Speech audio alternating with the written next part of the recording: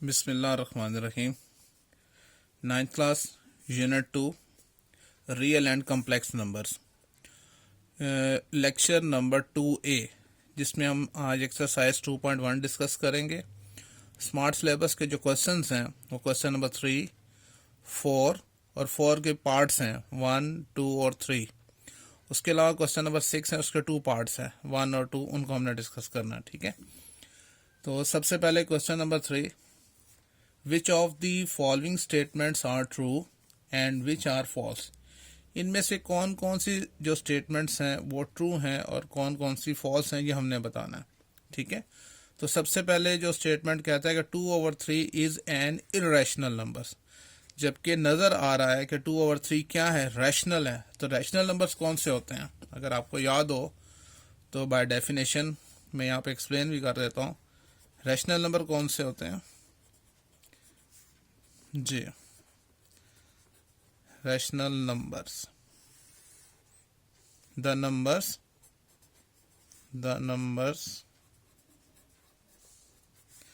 which are in the form of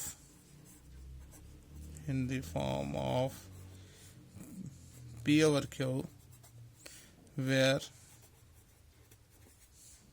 pq belongs to integers and q does not equal to 0 are called rational numbers। Clear हो गया। The numbers which are in the form of p/q, जो fractional form में हों।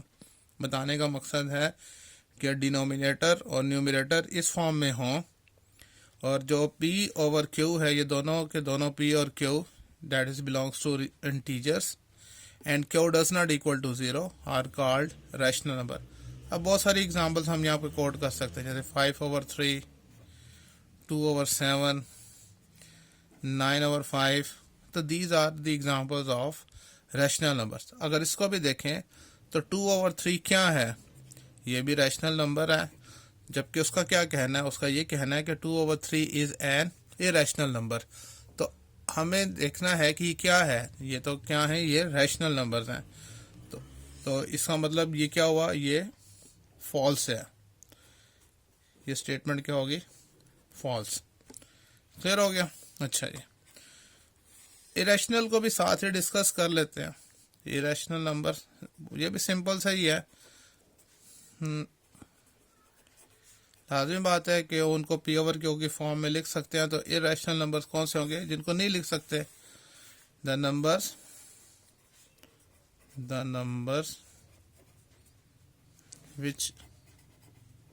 which are not in the form of p/q, where pq belongs to integers and q does not equal to 0। Normally जो इसकी examples हैं वो तमाम के तमाम स्क्वायर रूट के अंदर वो वैल्यूज़ जिनका कोई परफेक्ट स्क्वायर रूट नहीं है, जैसे स्क्वायर रूट 3 हो गया, स्क्वायर रूट 2 हो गया, स्क्वायर रूट 5 हो गया, स्क्वायर रूट 6 हो गया। तो ये वो तमाम वैल्यूज़ हैं जो कि इरेशनल नंबर्स हैं।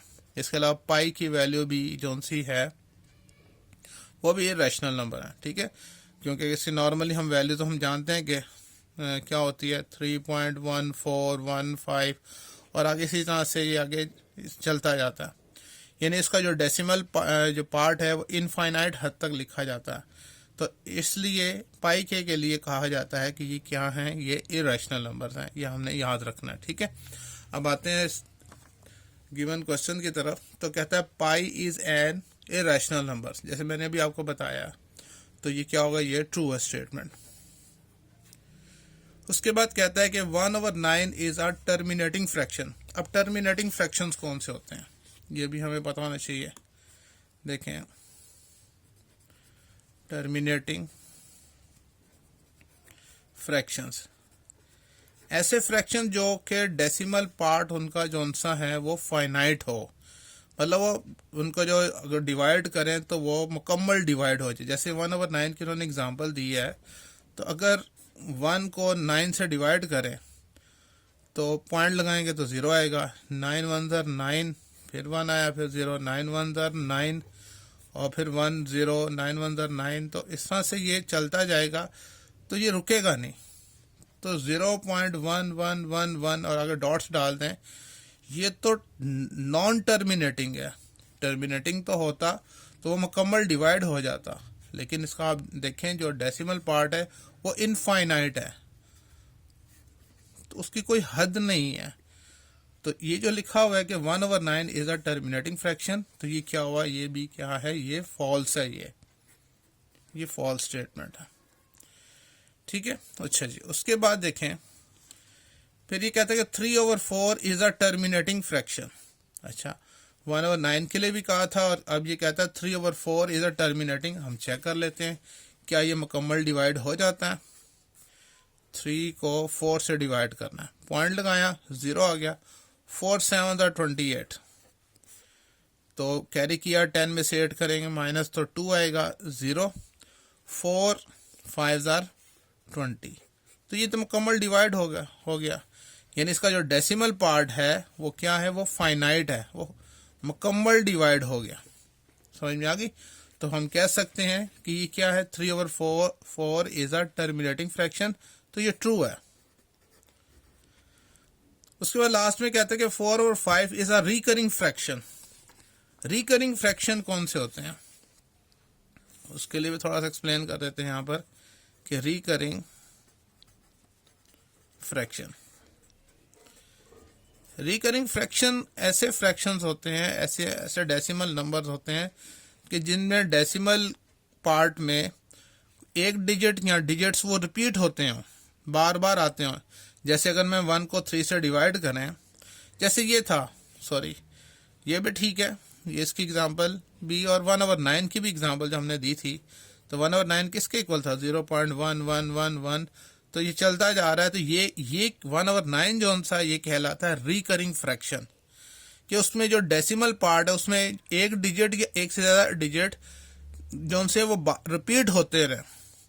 जैसे 1/3 की मैंने एग्जांपल दी थी, तो जब 1 को 3 से डिवाइड करते हैं तो पॉइंट, तो 3 3 9, 1 0 3 3 9, तो ये चलता जाएगा आगे। तो 1/3 जो सा है ये भी क्या है, ये रिकरिंग फ्रैक्शन है। उसका क्वेश्चन ये है कि 4/5 इज अ रिकरिंग फ्रैक्शन है, तो चेक कर लेते हैं 4/5 के लिए। 4 को 5 से डिवाइड करते हैं, पॉइंट लगाया, 0 आ गया। तो 5 8 40, ये तो डेसिमल यानी 0.8 आ गया इसका आंसर। तो इसका मतलब क्या हुआ, ये तो टर्मिनेटिंग फ्रैक्शन है, रिकरिंग नहीं हो सकता। तो उसने कहा था 4/5 इज अ रिकरिंग फ्रैक्शन, तो ये क्या है, ये फॉल्स है। क्लियर हो गया। तो इस तरह से हमने ये जो सा है क्वेश्चन नंबर 3 कर लिया, ठीक है। उसके बाद देखें क्वेश्चन नंबर 4। क्वेश्चन नंबर 4 के हमने 1 2 और 3 पार्ट्स हमने करने हैं, ठीक है। अब देखें यहां पर क्वेश्चन नंबर 4। अच्छा, क्वेश्चन नंबर 4 में हमें ये कहता है कि represent the following numbers on the number line. इनको हमने नंबर लाइन पे शो करना है। अब कैसे करें, मैंने एक नंबर लाइन ड्रॉ कर दी हुई है तीनों के लिए, तीनों पार्ट्स है इसके अंदर। नंबर लाइन पे शो करना है, पहले हम इसको डेसिमल में कन्वर्ट कर लेते हैं। जैसे मैं सोल्यूशन में यहाँ लिखूं कि 2/3 डेसिमल में क्या होगा, किसके इक्वल होगा, तो यहीं पे मैं साइड पे डिवाइड करके आपको बता देते हैं। जब 2 को 3 से डिवाइड करें तो पॉइंट आया, 0। 3 6 18, कैरी करेंगे, 10 में से 8 जाएगा, 2 0, फिर 3 6 18, तो ये चलता जाएगा इस तरह से। तो 0.666 आएगा, जिसको हम लिख सकते हैं 0.7 लिख सकते हैं, क्योंकि ये तो आगे चलता जाएगा 0.66। अब 0.7 को हमने यहाँ पर जो है नंबर लाइन पर हमने शो करना है, ठीक है। लेट्स सपोज ये इसका ओ है नंबर लाइन पे, इससे आप राइट की तरफ जाएंगे तो ये बराबर बराबर हम इनके डिवीजन कर लेते हैं, ये +1 ये +2 और लेफ्ट साइड पे क्या होगा, ये -1 और -2। अब बात हो रही है 0.7 की, यानी 0 से 1 के दरमियान में है 0.7, जो मिड में होगा वो क्या होगा 0.5, ठीक है ना। 0.5, 0.6, 0.7, 0.8, 0.9 और उसके बाद जो सा है 1 आ जाएगा। तो हमें क्या रखना है 0.7, तो 0.5 तो ये था, 6 और ये 7, इसको थोड़ा सा हम इस तरह से शो कर देंगे और इसके ऊपर कौन सा लिखेंगे 2/3 को हमने यहाँ पे शो कर दिया। क्लियर हो गया। अच्छा, इसी तरह से ये है, ये भी फ्रैक्शनल फॉर्म में, इसको पहले डेसिमल फॉर्म में चेक करते हैं कि किसके इक्वल होगा सॉल्यूशन में, कि -4/5 डेसिमल में किसके इक्वल होगा। इसको डिवाइड कर लेते हैं, यहाँ पर 4 को 5 से पॉइंट लगाया 0, तो 5 8 40, यानी डेसिमल में ये -0.8 के इक्वल होगा, ठीक है। अब हमने -0.8 का मतलब है ओरिजिन से हमने लेफ्ट जोन सा मूव करना है, ये ओरिजिन है इसका, ठीक है। इसको 0 से इस तरफ, ये +1 हो गया, ये +2 हो गया और लेफ्ट साइड पे -1, -2 और सो ऑन, एरोस ये शो करते हैं कि आगे चलेगा, ठीक है। अब जो सा है -0.8, तो 0 से लेफ्ट ये दरमियान में क्या आ गया -0.5, ठीक है, और 0.6, 7, 8 और ये 9, तो ये अंदाजे से जो सा है इसको कहते हैं -4/5, ये हमने रिप्रेजेंट कर दिया। थर्ड जो सा है ये है होल फ्रैक्शन, ठीक है, होल नंबर। पहले तो इसको हमने कहना 4 1 4 +3 7/4, तो सॉल्यूशन में आप लिखेंगे ये 1 होल नंबर 3/4 इक्वल टू 7/4। अब 7/4 को हमने शो करना है, तो पहले इसको डेसिमल में कन्वर्ट कर लेते हैं। 4 1 4, 3.0, 4 7 28 और कैरी किया तो 10 में से 8 किया 2 0, 4 5 20, तो ये आया इक्वल किसके 1.75 के, जिसको हम लिख सकते हैं तकरीबन 1.8 के इक्वल, ठीक है। अगर 5 या 5 से बड़ा डिजिट हो तो इसमें 1 प्लस कर दिया करते हैं, ठीक है। अब उस तरह को शो करने की कोशिश करते हैं, ये दरमियान में इसका क्या है 0, ठीक है, +1 +2 और इस तरह सो ऑन, इस तरफ -1 -2, ये इक्वल इनके दरमियान में डिस्टेंस होना चाहिए, ठीक है। अब ये है 1.8, ये है 1.8, ये दरमियान में क्या होगा 1.5 1.6 1.7 1.8, ये वाला हिस्सा, क्योंकि ये 1.9 उसके बाद 2 आ जाएगा, तो इसकी जगह हम लिखेंगे जो क्वेश्चन था 1 होल नंबर 3/4, ये इस हिस्से को रिप्रेजेंट कर रहा है। क्लियर हो गया। अच्छा जी, उसके बाद जो है क्वेश्चन नंबर 6 स्मार्ट सिलेबस का, उसके 2 पार्ट्स हैं 1 और 3, उनको हमने डिस्कस करना है, ठीक है। अच्छा, अब इसमें देखें जो सा है, कहता है कि express the following recurring decimals as the rational numbers p/q where p/q are integers and q does not equal to 0। ये जो सा है इसको हमने जो सा रैशनल नंबर्स में लिखना है, ठीक है ना। ये डेसिमल को हमने रिकरिंग डेसिमल है, इसको रैशनल नंबर यानी फ्रैक्शनल फॉर्म में लिखना है, p/q की फॉर्म में। तो सॉल्यूशन में हम इसको यूं लिखेंगे, let x is equals to 0.5 और इसके ऊपर बार है। बार का मतलब ये होता है कि ये वाला जो डिजिट है ये बार बार रिपीट हो रहा है, इसलिए तो कहा है ना रिकरिंग। रिकरिंग का मतलब है डेसिमल पार्ट में एक डिजिट या एक से ज्यादा डिजिट वो बार बार क्या हो रहे हैं, वो रिपीट हो रहे हैं। तो हम इसको यूं भी लिख सकते हैं, x इज इक्वल्स टू 0.555 और 5 और आगे डॉट्स का मतलब यही है कि आगे चल रहा है। इसको हम इक्वेशन 1 का नाम देंगे। ठीक हो गया। अच्छा, इसमें चूंकि एक डिजिट रिपीट हो रहा है, हमने क्या करना है, हमने 10 से दोनों तरफ को हमने मल्टीप्लाई कर देना है। तो हम यहां पर लिखते हैं multiply by 10 on both sides.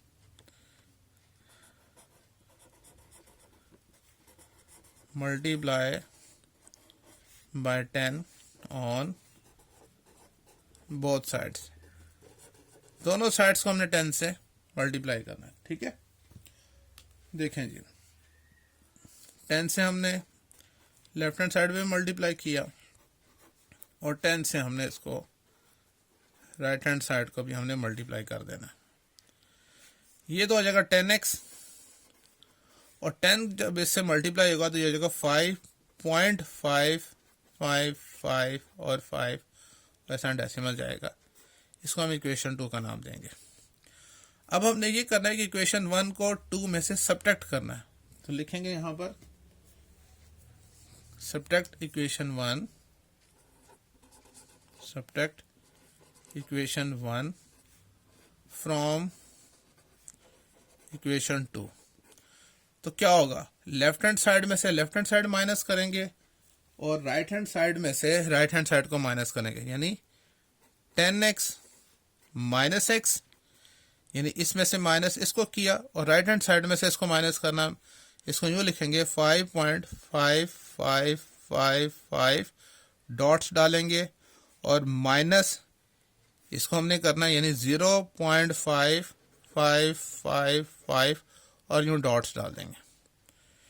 10x minus x 9x हो जाएगा इज इक्वल्स टू, और ये जो डेसिमल है वो सारा का सारा इस डेसिमल में से माइनस हो जाएगा, खाली 5 रह जाएगा। ठीक है ना, 9 मल्टीप्लाई हो रहा है, इस तरफ आकर क्या हो जाएगा, डिवाइड 5 ओवर 9। तो x किसके इक्वल था, हमने जो शुरू में सपोज किया था, तो हम लिख लेंगे दैट इज x की जगह क्या आ जाएगा 0.5 bar is equals to 5 over 9, यानी x की जो वैल्यू थी हमने रिवर्स इसके लगा दी। ये हमने जो सा है वो उसको फ्रैक्शनल फॉर्म में रैशनल नंबर को रैशनल में कन्वर्ट कर दिया। ठीक है, इसके बाद जो सा है सेकंड पार्ट जो सा है वो भी हम डिस्कस कर लेते हैं जी।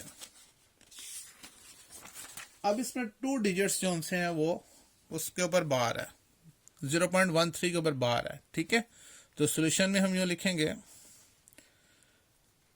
लेट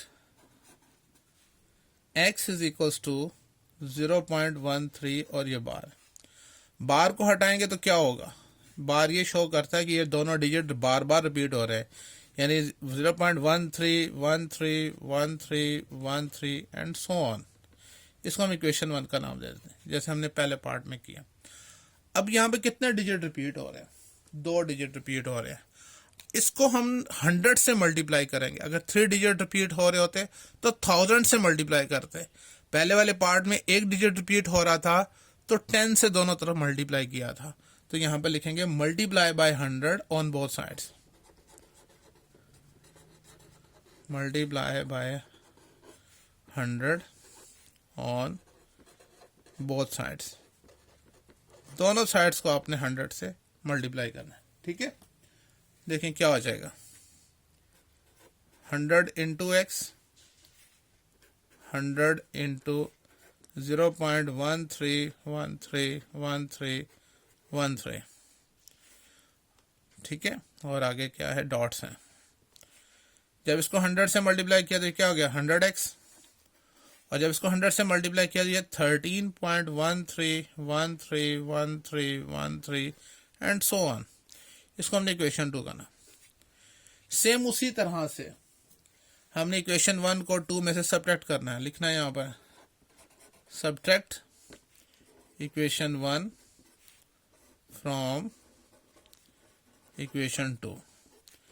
तो क्या होगा, लेफ्ट हैंड साइड में से लेफ्ट हैंड साइड हम माइनस करेंगे, मीन 100x माइनस एक्स, और राइट हैंड साइड में से राइट हैंड साइड को माइनस करेंगे, मतलब 13.13131313 डॉट्स माइनस करना है किसको, 0.1313 और इसी तरह से चलता जाएगा 1313 और डॉट्स के साथ।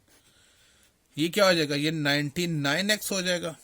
100x में से 1x माइनस करें और ये तमाम का तमाम डेसिमल इस डेसिमल में से माइनस हो जाएगा। खाली इंटीग्रल पार्ट, पॉइंट से पहले वाला पार्ट इंटीग्रल पार्ट होता है, 13 ऐसे आ जाएगा। 99 मल्टीप्लाई हो रहा है, इस तरफ आकर डिवाइड हो जाएगा। तो ये जोन सा है हमारे पास क्या आ गया, x हमने किसको कहा था, x हमने सपोज किया था इसके, x की जगह उसकी वैल्यू पुट करेंगे, लिखेंगे दैट इज 0.13। जो रिकरिंग डेसिमल फ्रैक्शन था उसको सिंपल जोन सा है फ्रैक्शन में हमने लिख दिया। तो ये इसका आंसर है। तो उम्मीद है आज का लेक्चर आपको समझ में आया होगा। फिर भी अगर कोई पॉइंट समझ ना आया हो तो आप डिस्कस कर सकते हैं। अल्लाह हाफिज़।